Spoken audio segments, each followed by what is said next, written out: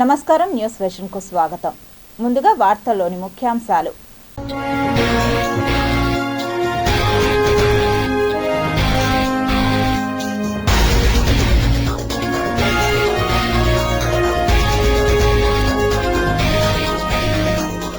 PSLV C-61 rocket ప్రయోగం విఫలం, ISRO chairman Narayanan వెల్లడి. చంద్రయాన్-5 ప్రయోగానికి కేంద్రం ఆమోదం, భారతదేశ అంతరిక్ష ప్రయోగాలలో ఓ మైలురాయి. ముఖ్యమంత్రి చంద్రబాబు నాయుడు తనయుడు నారా లోకేష్కు అరుదైన గౌరవం, రాష్ట్ర రాజకీయాల దృష్ట్యా కీలకంగా మారిన ప్రధానితో భేటీ.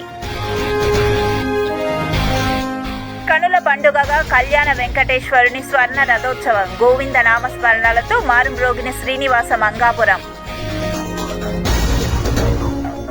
కల్తీ నెయ్యి కేసులో కదులుతున్న డొంక, పలువురు టీటీడీ ఉద్యోగులకు నోటీసులు జారీ చేసిన సిట్, రేపో మాపో అరెస్టులు.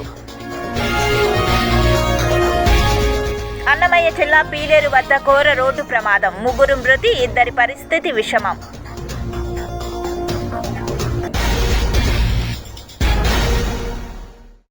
అన్నమయ్య జిల్లా పీలేరు వద్ద ఘోర రోడ్డు ప్రమాదం జరిగింది. బాలంవారిపల్లి సమీపంలో అదుపు తప్పిన కారు రోడ్డు పక్కనే ఉన్న వ్యవసాయ బావిలోకి దూసుకెళ్లింది. కారులో ప్రయాణిస్తున్న 5 మందిలో 3 మృతి చెందారు. ప్రాణాలతో మరో 2 బయటపడ్డారు. ఆదివారం తెల్లవారుజామున 4 గంటల సమయంలో ఈ ప్రమాదం జరిగింది. అతివేగంగా దూసుకువచ్చిన కారు అదుపు తప్పి బావిలోకి బోల్తా పడినట్లు స్థానికులు తెలిపారు. మృతులను కర్ణాటకలోని కోలార్కు చెందిన వంట పనివారుగా గుర్తించారు పోలీసులు. బాలంవారిపల్లెలో జరుగుతున్న పెళ్లి వేడుకల్లో వంట పనులు చేసేందుకు వస్తుండగా ప్రమాదానికి గురైనట్లు పోలీసులు తెలిపారు. ఈ ప్రమాదంలో మృతి చెందిన వారిని శివన్న, గంగరాజు, లోకేష్గా గుర్తించగా సునీల్ తిప్పారెడ్డి అనే మరో 2 ప్రాణాలతో బయటపడ్డారు. స్థానికులు ఇచ్చిన సమాచారం మేరకు సంఘటన స్థలానికి చేరుకున్న పోలీసులు సహాయక చర్యలు చేపట్టారు. బావిలో పడ్డ కారును క్రేన్ సాయంతో స్థానికులు, పోలీసులు కలిసి బయటకు తీశారు. మృతదేహాలను పోస్టుమార్టం కోసం పీలేరు ప్రభుత్వ ఆసుపత్రికి తరలించారు. కర్ణాటకలోని కోలార్ నుండి వంట పనులు చేసేందుకు వచ్చిన 5 మరి కాసేపట్లోనే బాలంవారిపల్లి చేరుకునే సమయంలోనే ప్రమాదానికి గురి కావడంతో పెళ్లి ఎంట విషాదం చోటు చేసుకుంది. కాగా ఈ ఘటనకు సంబంధించి కేసు నమోదు చేసుకున్న పోలీసులు దర్యాప్తు చేపట్టారు. తిరుపతి ఆధ్యాత్మిక క్షేత్రాన్ని మద్యానికి కేంద్ర బిందువుగా కూటమి ప్రభుత్వ నాయకులు తీర్చిదిద్దుతున్నారని వైఎస్ఆర్ కాంగ్రెస్ పార్టీ నాయకులు పసుపులేటి సురేష్, వాసు యాదవ్ ప్రభుత్వ తీరుపై మండిపడ్డారు. రాష్ట్ర ప్రభుత్వం నిర్దేశించిన గడువును తుంగల్లో తొక్కుతూ ఇష్టానుసారంగా కూటమి ప్రభుత్వం అధికారంలోకి వచ్చినప్పటి నుంచి వైన్ షాపులను 24 గంటలు తెరిచి నగరవాసులను, తిరుపతికి విచ్చేసే యాత్రికులను మద్యానికి బానిసలు చేస్తున్నారని ఆగ్రహం వ్యక్తం చేశారు. సూర్యోదయం కాకమునిపే మద్యం షాపులను తెరిచి ప్రజలను భయభ్రాంతులకు గురి చేస్తున్నారని వాపోయారు. ఉదయం 10 గంటల నుంచి రాత్రి 10 గంటల వరకు వైన్ షాపులను తెరిచి మూసివేయాలని ప్రభుత్వం నిర్దేశించినప్పటికీ ఆ సమయంతో మాకు సంబంధం లేదని నిబంధనలను తుంగల్లో తొక్కుతూ ఇష్టానుసారంగా వైన్ షాపులను బార్లా తెరిచిపెట్టడం పట్ల మండిపడ్డారు. తిరుమల శ్రీవారి దర్శనార్థం విచ్చేసేటువంటి యాత్రికులు, భక్తులను మద్యానికి బానిస చేసేలా కూటమి ప్రభుత్వం వ్యవహరిస్తుందని, ఇప్పటికైనా వైన్ షాపుల యజమానుల తీరును మార్చుకొని ప్రభుత్వం నిర్ణయించిన సమయంలోనే తెరవాలని, లేని పక్షంలో ప్రజలందరి మద్దతు, సహాయ సహకారాలతో రానున్న రోజుల్లో మద్యం షాపులను ధ్వంసం చేస్తామని హెచ్చరించారు. మరి గతంలో కంటే భిన్నంగా ఈరోజు రాష్ట్ర వ్యాప్తంగా వేలాదిగా ప్రైవేటు వ్యక్తులకు మద్యం వ్యాపారాన్ని అప్పచెప్పి దానికి అనుగుణంగా వేలాదిగా ఈరోజు రాష్ట్ర వ్యాప్తంగా బెల్ట్ షాపులను ఓపెన్ చేసి సమయాలను కూడా ప్రభుత్వం కేటాయించినటువంటి సమయం కాకుండా 24 గంటల పాటు కూడా మద్యాన్ని విచ్చలవిడిగా అమ్మకాలు కొనసాగిస్తోంది ఈ యొక్క కూటమి ప్రభుత్వం. దానికి నిదర్శనమే ఈరోజు తిరుపతి నియోజకవర్గ సమన్వయకర్త భూమన అభినయ్ రెడ్డి గారు ప్రజలందరికీ తెలియజేసే విధంగా తిరుపతిలో ఉన్నటువంటి అన్ని వైన్ షాపుల ముందు కూడా ఏ రకంగా 24 గంటల పాటు మద్యం అమ్మకాలు జరుగుతుందో ప్రజలందరికీ కూడా చూపించే ప్రయత్నం చేయడం జరిగింది. ఆ విషయంలో ఈరోజు తిరుపతిలో పవిత్ర పుణ్యక్షేత్రం, ప్రతిరోజు కూడా లక్షలాది మంది యాత్రికులు ఇతర ప్రదేశాల నుంచి తిరుపతికి వస్తూ ఉంటారు. మరి అలాంటి పవిత్ర పుణ్యక్షేత్రంలో కూడా 24 గంటల పాటు కూడా ఈరోజు మద్యం అమ్మకాలు సాగుతున్నాయి. ఈ ప్రభుత్వం కళ్ళు మూసుకొని ఈ యొక్క పరిపాలన చేస్తుందా, లేదంటే వీళ్ళే ఈ యొక్క మద్యం ద్వారానే ఆదాయం వస్తుంది, సంపద సృష్టి అంటే కేవలం ఈ యొక్క మద్యం దుకాణాల ద్వారా 24 గంటలు మద్యం అమ్మడం ద్వారానే సంపద సృష్టించుకోవచ్చు. కేవలం ఆ యొక్క కూటమి పార్టీ శ్రేణులకి ఈ రకంగా సంపదని దోచిపెట్టే ప్రయత్నం తప్ప మరొకటి కాదని చెప్పి తెలియజేస్తున్నాం. మేము ఒకటే చెప్తున్నాం, ఈరోజు మద్యం షాపు యజమానులందరికీ కూడా మీరు సూచన అనుకోండి, సలహా అనుకోండి, హెచ్చరికను కూడా అనుకోండి. ఈరోజు మేము మీకు చాలా మర్యాదగా విన్నవించుకుంటున్నాం. మీరు ఏదైతే ప్రభుత్వం నియమించిందో ఉదయం 10 గంటలకు అమ్మకాలు స్టార్ట్ చేసి రాత్రి 10 గంటలకంతా అమ్మకాలు ముగించండి. మీకు ఈ ప్రభుత్వం పర్మిట్ రూమ్లు శాంక్షన్ చేయలేదు. మరి తిరుపతి ప్రజలందరికీ తెలుసు, ఒక్కొక్క వైన్ షాపు ఒక్కొక్క బార్ లాగా బార్ అండ్ రెస్టారెంట్ను కూడా తలదన్నే విధంగా వైన్ షాప్లో పర్మిట్ రూమ్లు ఏర్పాటు చేసి మద్యం తాగిస్తున్న విషయం అది జగమెరిగిన సత్యమే. ఈ యాజమాన్యులందరికీ కూడా మేము విన్నవించుకుంటున్నాం, మీరు గవర్నమెంట్ ఏదైతే రూల్స్ అండ్ రెగ్యులేషన్స్ ఏర్పాటు చేసిందో దాని ప్రకారం పాటిస్తూ మీరు మీ అమ్మకాలు జరుపుకోండి. ఇది మేము మీకు చాలా వినయంతో చెప్తున్నాం. ఇది మరలా కానీ పునరావృతం అయితే వైఎస్ఆర్ కాంగ్రెస్ పార్టీ దాడులు చేయడానికి కూడా అక్కడ ఉన్న ప్రజల సహకారం తీసుకొని తిరుపతి పుణ్యక్షేత్రంలో యువతను మత్తులో ముంచిన ఘనత వైసీపీదని, అలాంటి వైకాపా నాయకులే బార్లలో నేడు కూటమి పాలనలో నిత్యం మద్యం విక్రయిస్తున్నారని చేస్తున్న ఆరోపణలు హాస్యాస్పదమని టీడీపీ నాయకులు తిరుపతి ప్రెస్ క్లబ్లో కౌంటర్ ఇచ్చారు. ఒక 10 మంది కానీ 5 మంది కూర్చొని తాగతా ఉన్నట్టుంది ఆ వీడియోలో. ఒక్క చోటైనా చూపించండి. మీరు పోయిన చోట ఒక చోటన్నా స్పెటర్లు మూసేసి ఉన్నారు. మీరే బలవంతంగా మనిషిని పంపించి ఒక మనిషిని ముందు పంపించేది, వాడి దగ్గర అడుక్కొని తెరిపించుకొని లోపలికి పోయేది, మళ్ళీ మీరు దూరేది లోపలికి. ఎంత డ్రామాలండి మీరు! ఇది డ్రామాలా? ఇది పుణ్యక్షేత్రం అంట. ఇప్పుడు తెలిసిందంట వాళ్ళకి పుణ్యక్షేత్రం అనేసి. ఇంతకుముందుకు తెలియదు పుణ్యక్షేత్రం అనేది వాళ్ళకి. తిరుపతి పుణ్యక్షేత్రం అనేది ఇంతకుముందుకు తెలియదు. రాష్ట్రంలో మద్యం షాప్లో నాణ్యత లేని మందు అమ్మి, కల్తీ మందులు అమ్మి ఇప్పుడు అందరిని అరెస్ట్ చేస్తున్నారు. అది ఆడ బయటపడిపోతుందో దాని మీద చేసేదానికి ఈ డ్రామాలు. మీరు తిరుపతిలో మీరు 20 షాపులు 15 బార్లు తిరిగినామంటున్నారు. 10 నిమిషాల్లో 10 బార్లు తిరిగేసినారు మీరు. పోనీ ఎక్కడైనా ఒక 5 మంది కూర్చొని తాగినట్టుందా? ఒక షాప్లో పోయేసి ఎన్ని గంటలకు తెరవాలి కూరగాయలు అరుస్తూ ఉన్నారు. కూర్చోండి వీళ్ళ మనుషులే పోయి కూర్చునేసేది, ముందు పోయేసి వీళ్ళనే చూపించేసేది. ఎందుకు ఇది మరి డ్రామాలు ఆడుతున్నారు తిరుపతిలో? మీరే తిరుపతిని బస్సు పట్టిస్తున్నారు. అంటే ఆల్రెడీ మీరు ప్లాన్ ఇది.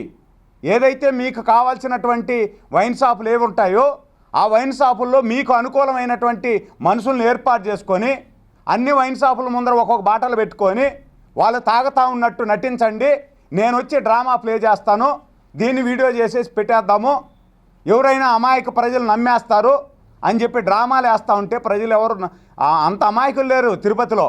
ఆ విధంగా అమాయకులు అయింటే మీకు ఓటేసి ఉంటారు. అమాయకంగా నటిస్తున్నారు ప్రజలు గత 5 సంవత్సరాలలో మీరు ఇబ్బందులు పెడతారని. కాబట్టి ఓటుతో మీకు ఖచ్చితంగా గుణపాఠం చెప్పారు. మీరు దాన్ని ఒకసారి ఆలోచించండి. 63,000తో నేను తిరుపతిలో పుట్టాను, తిరుపతిలో పెరిగినా, నేను ఇది చేసినా అది చేసినా ఏందో ఊదర కొట్టుకుంటున్నావు కదా. ఊదర కొడితే నేను నాకు ఎందుకు ఓట్లు వేయలేదని దాని గురించి ఆలోచించుకో.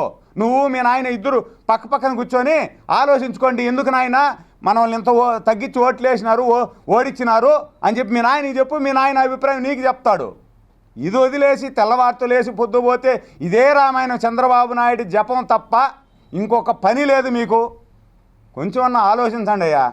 శ్రీహరికోటలోని సతీష్ ధావన్ స్పేస్ సెంటర్ నుంచి అతి కీలకమైన సమయంలో polar satellite launch vehicle C-61 rocket ప్రయోగం విఫలమైంది.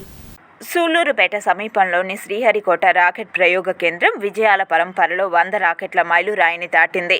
శ్రీహరికోట రాకెట్ ప్రయోగ కేంద్రం నుంచి ఆదివారం తెల్లవారుజామున ప్రయోగించిన PSLV C-61 స్వదేశీ పరిజ్ఞాన రాకెట్ 3వ దశలో ఉండగా మోటార్లలో తలెత్తిన సాంకేతిక సమస్య వల్ల విఫలమైంది.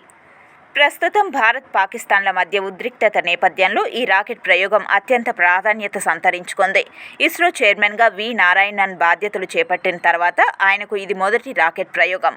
భారత సైన్యానికి ఈ రాకెట్ కూడా అమ్ముల పొదిలో ఓ అస్త్రం అయ్యేది. ఉపగ్రహాన్ని నిర్ణీత కక్షలో ప్రవేశపెట్టే 3వ దశలో రాకెట్ ప్రయోగం గతి తప్పడం సతీష్ ధావన్ స్పేస్ రీసెర్చ్ సెంటర్లో ఉద్విగ్న వాతావరణం కనిపించింది. ఎక్కడ లోపం ఉందనే విషయంపై పరిశీలిస్తున్న మిషన్ ప్రయోగం అసంపూర్తిగా ఉందని ఇస్రో చైర్మన్ వి నారాయణన్ మీడియాకు చెప్పారు. దీనిపై పరిశీలన జరుగుతుంది. ఆ వివరాలు త్వరలోనే వెల్లడిస్తామని ఆయన చెప్పారు. మినహా ప్రశ్నలకు కూడా ఆస్కారం లేదు. శ్రీహరికోట నుంచి PSLV-C-61 రాకెట్ ప్రయోగానికి శనివారం ఉదయం 7:59 కౌంట్ డౌన్ ప్రారంభమైంది. ఆదివారం ఉదయం 6:59 నింగిలోకి పంపించడానికి 22 గంటల పాటు నిరంతరాయంగా అన్ని వ్యవస్థలను గమనిస్తూ ఉన్నారు. ఎక్కడా ఎలాంటి లోపాలు లేవని నిర్ధారించుకున్న తర్వాత గణిత సమయానికి PSLV-C-61 ఉపగ్రహ వాహక నౌకను నింగిలోకి పంపించారు. నిప్పులు చిందుతూ ఆకాశంలోకి తీసుకుపోయిన PSLV-C-61 రాకెట్ మొదటి 2 స్టేజ్లు సజావుగానే దాటింది. కీలకమైన 3వ దశలో రాకెట్ నిర్ణీత కక్షలో ప్రవేశపెడుతోంది. ఆ సమయంలో మోటార్లలో తలెత్తిన సమస్య కారణంగా రాకెట్ కంట్రోల్ రూమ్ నుంచి సంకేతాలు అందని స్థితిలో దారి తప్పినట్లు అంచనా వేస్తున్నారు. ఈ ప్రయోగాన్ని సహచర శాస్త్రవేత్తలతో కలిసి ఇస్రో చైర్మన్ వి నారాయణన్ కూడా పర్యవేక్షించారు. 3వ దశలో రాకెట్ మొరాయించిన విషయాన్ని నిర్ధారించుకున్న తర్వాత నారాయణన్ ఆదివారం ఉదయం మీడియా సెంటర్కు వచ్చి క్లుప్తంగా మాట్లాడారు. తిరుమల లడ్డూ నెయ్యి కేసులో డొంక కదులుతోంది. సిట్ ఇప్పటికే ఛార్జిషీట్ వేసింది. భోలేబాబా డైరీ కేంద్రంగా దర్యాప్తు చేస్తుంది. తాజాగా టీటీడీలో జరిగిన అంశాలపై దర్యాప్తు ప్రారంభమైంది. తిరుమల లడ్డూ ప్రసాదాన్ని భక్తులు ఎంతో పవిత్రంగా భావిస్తారు. అయితే తిరుమల లడ్డూలో కల్తీ నెయ్యి వ్యవహారం సంచలనం సృష్టించిన విషయం తెలిసిందే. ఈ ఘటనలో టీటీడీ ఉద్యోగుల అవినీతిపై దృష్టి సారించింది సిట్. ఈ క్రమంలో తిరుమల లడ్డూ నెయ్యి కేసులో డొంక కదులుతోంది. సిట్ ఇప్పటికీ ఛార్జిషీట్ వేసింది. భోలేబాబా డైరీ కేంద్రంగా దర్యాప్తు చేస్తోంది. తాజాగా టీటీడీలో జరిగిన అంశాలపై దర్యాప్తు ప్రారంభమైంది. ఈ నేపథ్యంలో విచారణకు రావాలని పలువురు ఉద్యోగులకు నోటీసులు జారీ చేసింది సిట్. త్వరలో టీటీడీలో పనిచేస్తున్న మరికొందరు ఉద్యోగులను సిట్ అరెస్టు చేసే అవకాశం ఉందని సమాచారం. సిట్ నిర్ణయంతో టీటీడీ అధికారుల్లో ఆందోళన మొదలైంది. తిరుమల తిరుపతి దేవస్థానానికి నెయ్యి సరఫరా టెండర్లు దక్కించుకున్న ఏఆర్ డైరీ నాణ్యత లేని నెయ్యిని సరఫరా చేసిందన్న ఆరోపణలపై తిరుపతి ఈస్ట్ పోలీస్ స్టేషన్లో క్రిమినల్ కేసు నమోదైన విషయం తెలిసిందే. తిరుపతి రూరల్ మండలంలో మట్టి మాఫియా రెచ్చిపోతుంది. ఇసుకతో పాటు మట్టిని కూడా యథేచ్ఛగా తవ్వి కోట్లు గడిస్తున్నారు. గ్రామీణ ప్రాంతమైన ముళ్లపూడి పంచాయతీలోని పాడి చెరువు ఇందుకు నిదర్శనం. తిరుపతి రూరల్ మండలంలోని ముళ్లపూడి పంచాయతీలో పాడి చెరువు సుమారు 100 ఎకరాల పైన ఉంది. అదే అదునుగా చేసుకున్న మట్టి మాఫియా పగలనక రాత్రనక మట్టిని తోడేస్తున్నారు. మట్టిని అడ్డుకున్న స్థానిక గ్రామస్తులపై భౌతిక దాడులకు దిగుతున్నారు. ఈ నేపథ్యంలో చంద్రగిరి వైఎస్ఆర్సీపీ నియోజకవర్గ ఇన్ఛార్జ్ మోహిత్ రెడ్డి స్థానిక ప్రజలు నాయకులు కలిసి పాడి చెరువును పరిశీలించారు. పాడిపేట సర్పంచ్ ధనమన రెడ్డి ఇతర వైసీపీ నాయకులు కార్యకర్తలు ఆయన వెంట ఉన్నారు. ఇదే విధంగా ఇంకో 2-3 నెలలు అయితే మట్టంతా అయిపోతే రేపు 400 మందికి ఉపాధి లేకపోతే రేపు వాళ్ళు ఎక్కడికి వెళ్ళి పని చేస్తారు? ఇక్కడి నుంచి వలస కూలీలుగా ఎక్కడికో వేరే చోటుకి వెళ్ళి పని చేసుకోవాల్సి వస్తుంది. తప్పకుండా ఈ చెరువు వరకు అందరం కూడా కాపాడాల్సిందిగా విజ్ఞప్తి చేస్తున్నాను. అదేవిధంగా కలెక్టర్ గారిని అదేవిధంగా ఎస్పీ గారిని విజ్ఞప్తి చేస్తున్నాను. ఎందుకంటే ఇక్కడ లోకల్ ఎమ్మెల్యే గారు కమిషన్లకు అలవాటు పడిపోయి డబ్బులు తీసుకు అలవాటు పడిపోయి ప్రజలను ఇబ్బంది పెడుతున్నారు.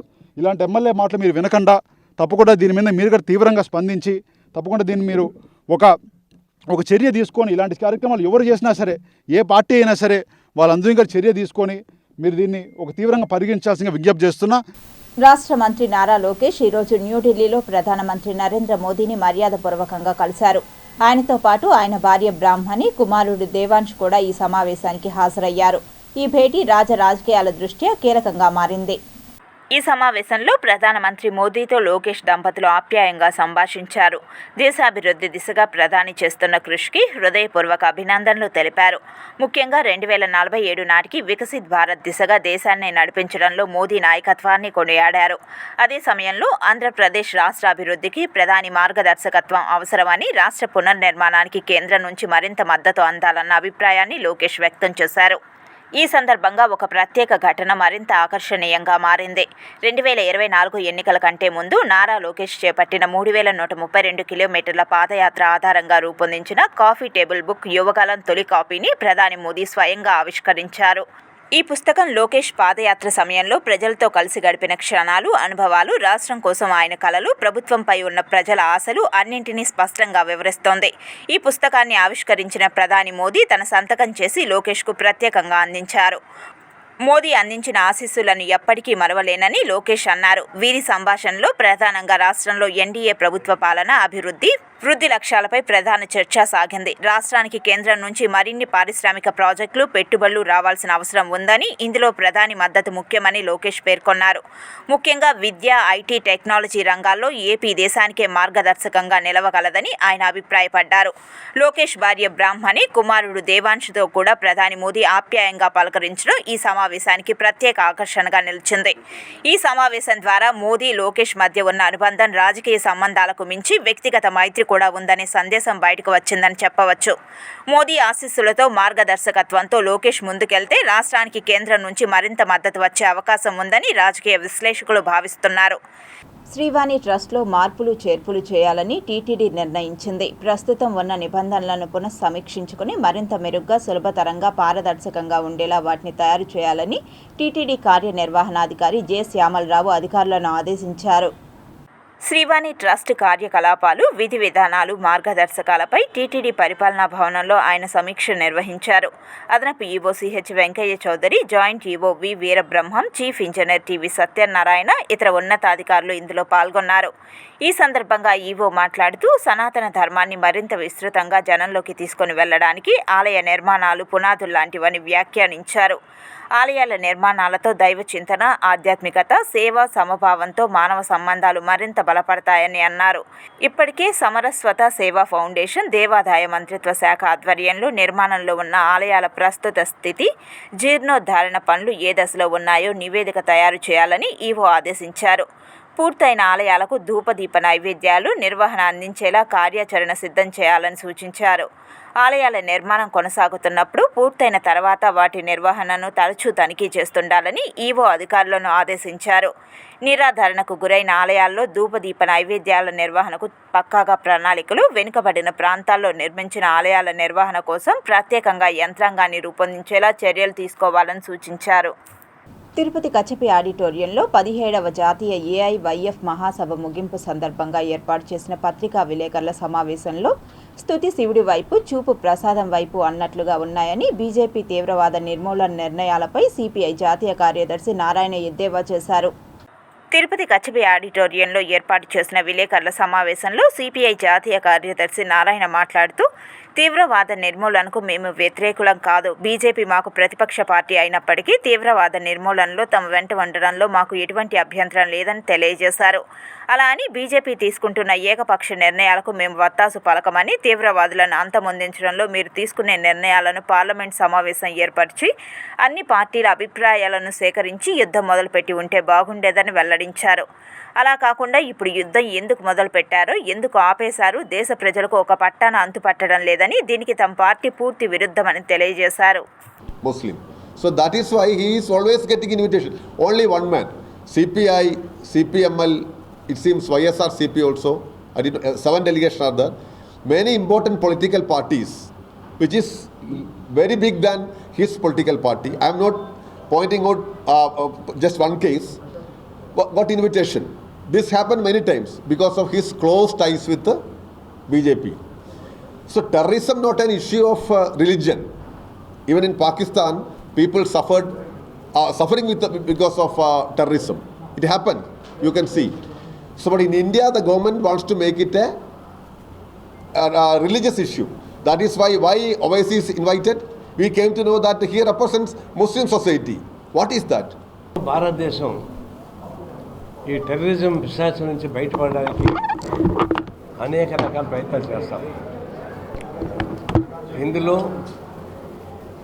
అన్ని రాజకీయ పార్టీలు, బీజేపీని వ్యతిరేకించేటువంటి రాజకీయ పార్టీలతో మొత్తం కలిపి ఐక్యంగా నిలబడి ఈ భారతదేశాన్ని కాపాడడం, టెర్రరిజాన్ని అంతం చేయడం ఈ లక్ష్యంగా సపోర్ట్ చేసాం. బీజేపీతో ఇప్పుడు మాకు విభేదాలు ఉన్నాయి. విభేదాలు ఉన్న దేశానికి వచ్చినప్పుడు దేశంలో నెంబర్ 1 దేశాన్ని రక్షించాలి. అందులో ఈ టెర్రరిజం గురించి సీరియస్గా ఆన్సర్ చెప్పేసి మా ప్రయత్నం. టెర్రరిజానికి వాయావర్సం ఉండదు, వాళ్ళకి మంచి అనేది తెలియదు, వాళ్ళకి ఒక లక్ష్యం లేదు. ఈ దేశానికి ఒక రాజకీయ పాలసీ కాదు అది. టెర్రరిజం ఇట్ యాంటీ హ్యూమన్, మానవత్వానికి వ్యతిరేకమైనటువంటి ఒక గరుడ వారధి మెయింటెనెన్స్ గాలికి వదిలేయడంతో నిర్మాణం ప్రమాద బారిన పడే అవకాశం ఉందని భారతీయ జనతా పార్టీ నేత నవీన్ కుమార్ రెడ్డి ఆవేదన వ్యక్తం చేశారు. అధికారులు స్పందించి తగు చర్యలు తీసుకోవాలని ఆయన ఈ సందర్భంగా డిమాండ్ చేశారు. ఈ రోజు ఉన్న పరంగా ఆ బ్రిడ్జి మీద ఎక్స్పాన్షన్ జాయింట్స్ దగ్గర ఈ రోజు ప్రాబ్లం వచ్చిందని చెప్పని ట్రాఫిక్ అంతా కూడా డైవర్ట్ చేశారు. దాంతో తిరుపతి ప్రజలకి పట్టపగలే నరకం కనపడుతోంది.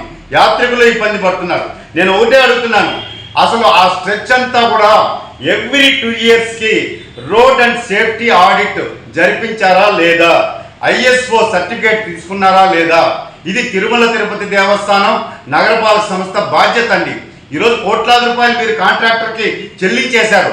దాని మీద ఆ రోడ్ సేఫ్టీ ఆడిట్ అనేది ఖచ్చితంగా 2 సంవత్సరాలకి ప్రతి 6 కిలోమీటర్లకు ఒకసారి చెక్ చేసి అక్కడ ఏమన్నా సమస్యలు ఉన్నాయా, బ్రిడ్జి కరెక్ట్గా ఉందా? ఎందుకంటే వర్షాలు పడినప్పుడు కానీ వాతావరణంలో మార్పులు వచ్చినప్పుడు కానీ ఆ బ్రిడ్జికి కింద ఉన్నటువంటి బేరింగ్స్ కుంగడము ఇలాంటివి జరుగుతాయి. దానిని ఈ రోడ్ సేఫ్టీ ఆడిట్ జరగడం వల్ల ఎక్కడెక్కడ ల్యాప్సెస్ ఉన్నాయనే దాన్ని స్పష్టంగా వాళ్ళు రిపోర్ట్ ఇస్తారు. ఆ రిపోర్ట్ని 5 సంవత్సరాలు మెయింటైన్ చేయాల్సినటువంటి బాధ్యత ఆ కాంట్రాక్టర్ మీద ఉంటుంది. దానికోసం 25 కోట్లు సపరేట్గా కేటాయించారు. అది ఆ డబ్బు మరి డ్రా చేసేసారా, ఉందా లేదా, అసలు మెయింటెనెన్స్ కాంట్రాక్టర్ చేస్తున్నాడా అండి? ఆ కింద చూస్తే బ్రిడ్జి కింద మనం జంక్షన్స్ అన్నీ కూడా వాళ్ళే మెయింటైన్ చేయాలి. ఆడ కాలువల నిర్మాణం చేపట్టాలి. కాలువలు కట్టలేదు, బ్యూటిఫికేషన్ లేదు. దానికోసం కోట్లు మనం శాంక్షన్ చేసి వాళ్ళకి ఇస్తున్నామా అన్నటువంటి అనుమానాలు ప్రజల్లో కలుగుతున్నాయి. శ్రీనివాస మంగాపురం శ్రీ కళ్యాణ వెంకటేశ్వర స్వామివారి వార్షిక వసంతోత్సవాలలో భాగంగా ఆదివారం సాయంత్రం స్వామివారి స్వర్ణ రథోత్సవం కన్నుల పండుగగా జరిగింది. కళ్యాణ వెంకటేశ్వర స్వామి వారి ఆలయంలో ప్రత్యేక కార్యక్రమాలు నిర్వహించారు. మహిళలు పెద్ద సంఖ్యలో పాల్గొని రథాన్ని లాగారు. ఉదయం సుప్రభాతంతో స్వామివారిని మేల్కొలిపి తోమాల, కొలువు, పంచాంగ శ్రవణం, సహస్రనామార్చన నిర్వహించారు. అనంతరం శ్రీవారి ఉత్సవాలను వసంత మండపానికి వేంచేపు చేసి ఆస్థానం చేపట్టారు. మధ్యాహ్నం 2 గంటల నుంచి సాయంత్రం 4 గంటల వరకు స్నపన తిరుమంజనం వేడుకగా జరిగింది. ఇందులో పాలు, పెరుగు, తేనె, కొబ్బరి నీళ్లు, పసుపు, చందనంతో అభిషేకం చేశారు. అనంతరం సాయంత్రం శ్రీదేవి భూదేవి సమేత శ్రీ కళ్యాణ వెంకటేశ్వర స్వామివారు స్వర్ణ రథంపై ఆలయ 4 మాడవీధుల్లో విహరించి భక్తులకు దర్శనమిచ్చారు. ఈ కార్యక్రమంలో ఆలయ ప్రత్యేక శ్రేణి deputy EO P Varalakshmi, EE Jaganmohan Reddy, deputy EO Damodaram, AEO M Gopinath, superintendent V Ramesh Babu, temple ఇన్స్పెక్టర్లు డి మునికుమార్, ఎం ధోనిశేఖర్, ఇతర ఇంజనీరింగ్ అధికారులు, అర్చకులు పెద్ద సంఖ్యలో భక్తులు పాల్గొన్నారు.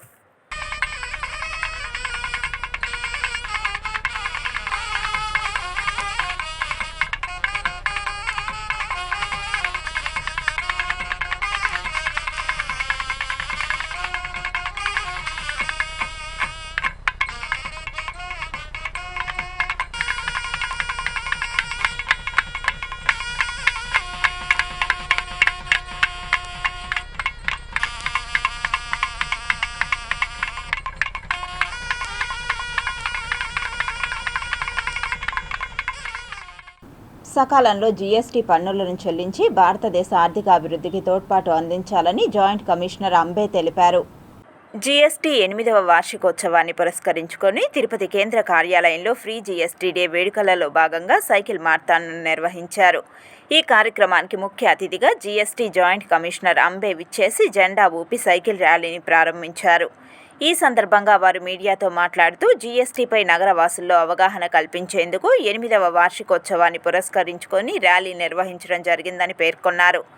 జీఎస్టీ పన్నులను సకాలంలో చెల్లించి దేశ ఆర్థిక అభివృద్ధికి సహకరించాలని విజ్ఞప్తి చేశారు. ముఖ్యంగా అనేక సంవత్సరాలుగా పన్నులు చెల్లించని వారు జీఎస్టీని చెల్లించాలని కోరారు. నగరంలోని యువకులు, జీఎస్టీ ఉద్యోగులు పెద్ద సంఖ్యలో హాజరై ర్యాలీని విజయవంతం చేయడం జరిగిందని తెలిపారు. GST Day celebrations are going to happen on 1st July 2025. This is commemorating the 8th year of implementation of GST since 2017. As a part of pre-GST activities, we have a GST fortnight from 15th May to 31st. We'll wait. So the GST activities, pre-GST activities are being a part of our GST fortnight, that is from 15th May to 31st May 2025. As a part of this, today on 18th May, we are having this cyclathon, that is cycle marathon, that is being conducted. We have a 5 kilometer stretch and there is a simultaneously a walkathon is happening. all the officers, taxpayers and citizen participants are getting involved in this activity. CGST Commissionerate Tirupati thanks all the participants, taxpayers and citizens who are boosting the economy. ఈరోజు fit India సందర్భంగా CBSE central board of indirect taxes and customs వారు walking rally plus cycling rally ప్రజలకు GST awareness కోసము ఈరోజు మేము ఈ programme పెట్టుకున్నాము. So 5 kilometres walk 2 kilometres walk, 5 kilometres cycling. ప్రజలందరికీ జిఎస్టీ గురించి తెలియాలని, ప్లస్ అందరూ ట్యాక్స్ కట్టాలని, వాళ్లకు ఎటువంటి ఇబ్బంది కలగకుండా ఈ అవేర్నెస్ కోసం మేము ఈ ప్రోగ్రాం చేస్తున్నాము. దీనికి భాగంగా ఫిట్ ఇండియా వాళ్ళు మాతో జాయిన్ అయ్యి దీన్ని ఆర్గనైజ్ చేస్తున్నాం. ఇది ఆల్ ఇండియా ఆర్గనైజ్ చేస్తున్నాము. సో ప్రజలందరూ కూడా దీన్ని చూసి ట్యాక్స్లు సరిగా కట్టాలని, కోఆపరేట్ చేయాలని. అన్నమాచార్య ప్రాజెక్టు కళాకారులు శ్రీ మేళ్ల చెరువు గంగులప్ప డాక్టరేట్ జీవిత సాఫల్య పురస్కారాలను అందుకున్న సందర్భంగా నాయి బ్రాహ్మణులు గంగులప్పను ఘనంగా సత్కరించారు. బలవంతం చేసి నన్ను తీసుకొచ్చారు. యాక్చువల్గా నాకు కమ్యూనిటీ యాక్టివిటీస్లో ఎప్పుడూ అనుభవం లేదు. రాజకీయాల్లో కానీ కమ్యూనిటీలో కానీ ఎక్కడ ఇన్వాల్వే కాలేదు. గత 4 సంవత్సరాల నుంచి మొదలుపెట్టి ఇప్పుడిప్పుడే మన వాళ్ళని పరిచయం చేసుకుంటున్నటువంటి కార్యక్రమం నడుస్తుంది. తద్వారా మనకు గంగులప్ప మన కమ్యూనిటీ యాక్టివిటీస్లో ఇన్వాల్వ్మెంట్ ఉండడం చూసి చాలా సంతోషంగా ఫీల్ అయ్యి, ఇప్పుడు దాని తర్వాత మనం 4-5 సార్లు మీటింగులు పెట్టడము, ఈ తిరుమల తిరుపతి దేవస్థానంలో కళ్యాణకట్టలకు సంబంధించినటువంటి యాక్టివిటీస్లో గంగులప్పని ఆయన ఇనిషియేషన్ చూసి తర్వాత ఇవన్నీ చేయడము, ఇట్లా ఒక్కొక్కటిగా నేను అందరి గురించి తెలుసుకుంటున్నాను. సో తద్వారా తెలిసింది ఏంటంటే గంగులప్ప గారికి డాక్టరేట్ కూడా ప్రదానం చేయడం జరిగిందని మన ఈ ఉద్యోగుల సాంస్కృతిక సంక్షేమ సంఘం తరఫున సార్కి మనము సన్మానం చేయడానికి కోసమని చెప్పి ఈ మీటింగ్ని ఏర్పాటు చేయడం జరిగింది. డాక్టరేట్ ఇవ్వడం, ఇంకా జీవిత సాఫల్య అవార్డు కూడా పురస్కారం ఇవ్వడం జరిగింది. మరి మన అందరిలో కూడా అంత కష్టపడి ప్రజాపక్షాలను నిలబడే వ్యక్తికి ఇవన్నీ రావడం కూడా మనందరికీ సంతోషదాయకం. మనందరూ కూడా ఆయనకి నిజంగా ఈరోజు సన్మానం చేసుకుంటున్నామంటే చాలా అభినందించదగ్గ విషయం. మరొకసారి నేను ఆయనకి పూర్తిగా అభినందనలు తెలియజేస్తూ ఆయురారోగ్యాన్ని కలియుగ వెంకటేశ్వర స్వామి మనందరి తరపున ఆయనకి ఇవ్వాలని కూడా కోరుకుంటూ మాకు చాలా ఇంకా ఆగి ఉంది. అదేవిధంగా చాలా టెంపుల్స్లో మా వాళ్ళందరూ కూడా పనిచేస్తున్నారు. వాళ్ళకి ఈ రోజుటికి కూడా 400 రూపాయలు 900 రూపాయలతోనే ఈ రోజుటికి కూడా ఇంకా వాళ్ళ జీవితాలు చాలా అగమ్య గోచరంలో నడుస్తున్నాయి. ఇలాంటి వాటిల్లో మేము పడిన కష్టానికి ఈరోజు మాకు ఇంకా పెద్దలు, పూజ్యులు, గౌరవనీయులైనటువంటి మా లక్ష్మీపుత్రుడు, మా కులానికి ఒక ఆనిముత్యమైనటువంటి మా మునిబాల సార్ కానీ, అదేవిధంగా మల్లికార్జున సార్ కానీ, అదేవిధంగా మా పేరులోని లవ్లీ వెంకటేశ్వర సార్ కానీ, అదేవిధంగా ఈరోజు 850 మంది పనిచేస్తున్నటువంటి వాళ్ళందరి కోసం పనిచేసి ఈరోజు జాబ్ కూడా లేకుండా నిలబడుకున్నటువంటి ఏకైక వ్యక్తి ఈ శ్రీహరి గారి. ఇట్లాంటి వాళ్ళు చెప్పుకుంటా పోతే ఎంతోమంది ఈరోజు మన కమ్యూనిటీలో పనిచేస్తుంటారు.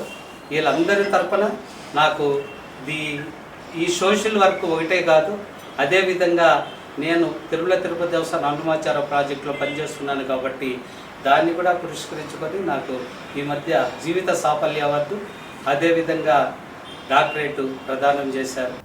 ఉపాధ్యాయులు న్యాయమైన సమస్యలు పరిష్కరించుకుంటే రాష్ట్ర సచివాలయాన్ని ముట్టడిస్తామని పీఆర్టీయూ రాష్ట్ర కార్యదర్శి గిరిప్రసాద్ రెడ్డి హెచ్చరించారు. ఆదివారం చిత్తూరులోని ఎన్జీఓస్ హోంలో ఉపాధ్యాయుల ఐక్యవేదిక ఆధ్వర్యంలో అన్ని ఉపాధ్యాయ సంఘాల నాయకులతో ఉపాధ్యాయ సమస్యలపై సమావేశం నిర్వహించారు. ఈ సందర్భంగా గిరిప్రసాద్ రెడ్డి మాట్లాడుతూ ఎన్నికలకు ముందు రాష్ట్ర ముఖ్యమంత్రి నారా చంద్రబాబు నాయుడు, విద్యాశాఖ మంత్రి లోకేష్ ఉపాధ్యాయుల న్యాయమైన సమస్యలు పరిష్కరిస్తామని హామీ ఇచ్చి సంవత్సర కాలం గడుస్తున్నా కనీసం ఉపాధ్యాయ సమస్యలపై నోరెత్తడం లేదని విమర్శించారు. ఉపాధ్యాయులకు బదిలీలో పారదర్శకత పాటించాలనే విషయంలో ఉపాధ్యాయ సంఘాలు సూచించిన మేరకు జరగాలని డిమాండ్ చేశారు. కాలేజీలను పూర్తిగా భర్తీ చేయాలని, పాఠశాలల మౌలిక వసతులు, ప్రభుత్వ పాఠశాలల బలోపేతానికి రాష్ట్ర ప్రభుత్వం కృషి చేయాలని డిమాండ్ చేశారు. ఈ సమస్యలను పరిష్కరించకుంటే బుధవారం అన్ని జిల్లాల కలెక్టర్ కార్యాలయాల ఎదుట ధర్నా నిర్వహించనున్నట్లు తెలిపారు.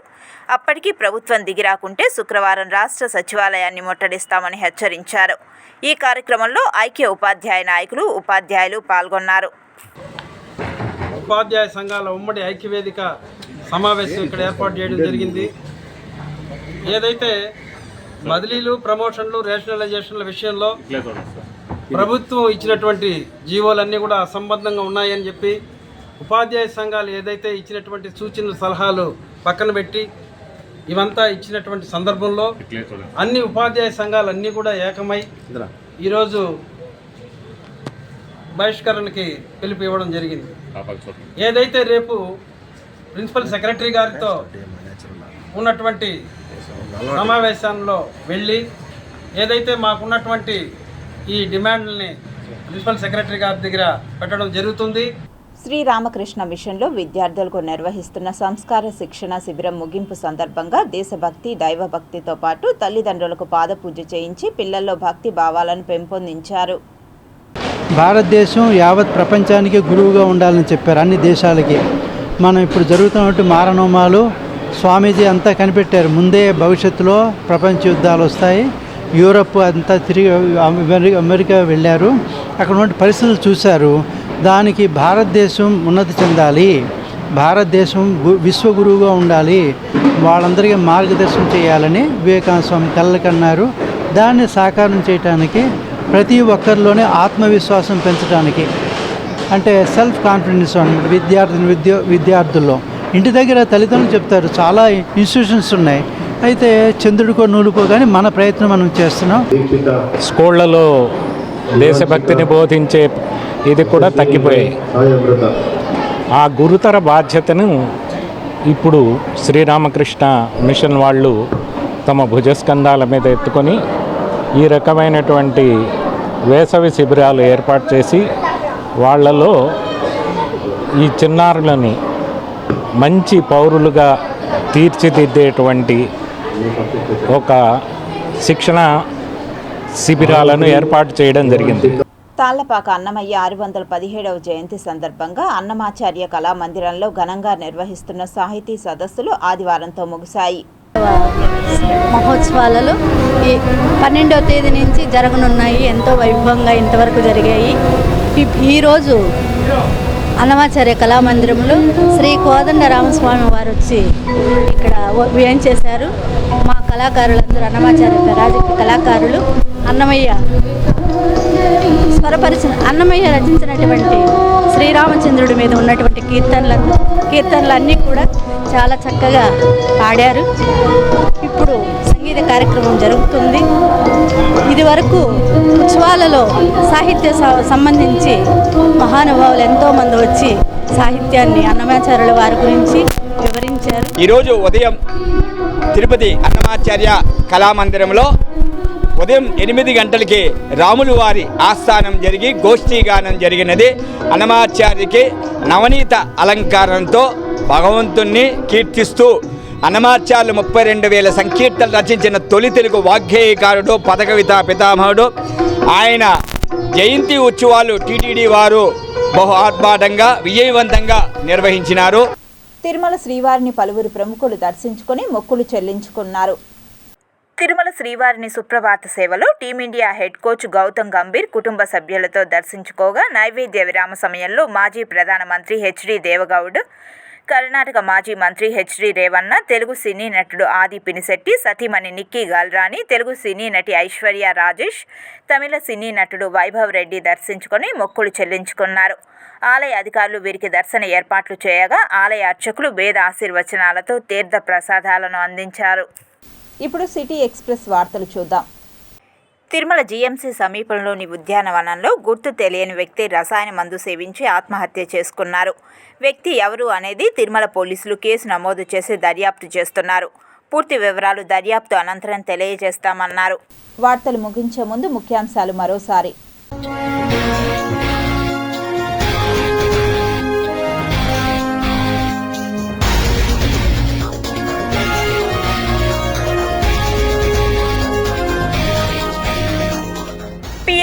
C-61 రాకెట్ ప్రయోగం విఫలం. ఇస్రో చైర్మన్ నారాయణన్ వెల్లడి.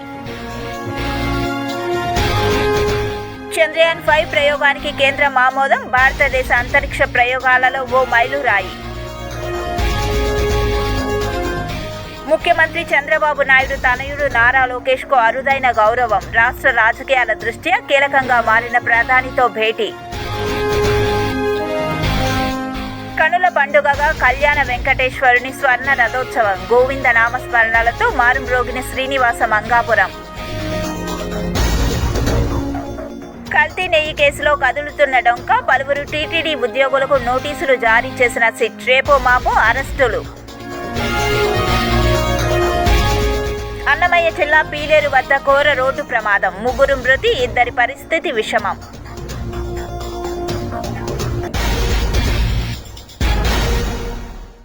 ఈ వార్తలు ఇంతటితో సమాప్తం. సమగ్ర సమాచారంతో న్యూస్ విషన్లో మళ్ళీ కలుద్దాం. అంతవరకు సెలవు. నమస్కారం.